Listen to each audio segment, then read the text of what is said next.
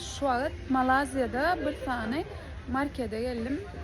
Hem zadın bahası 2,40 ringitten satılan, yani hem mezat berde satılan hem mezadın bahası 10 manat. Onları koymak istedim.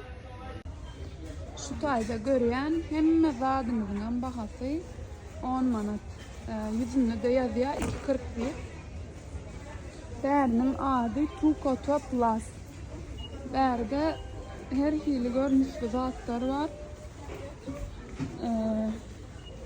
Şeyle yumurtkalar, ondan sonra kompüter sunkoları, zatları var. Katı ardan, su geçirmeyen hem şöyle kayçılar, zatlar var.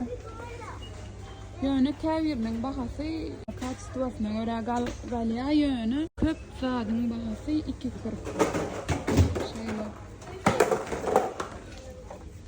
Şöyle salfetkalar var.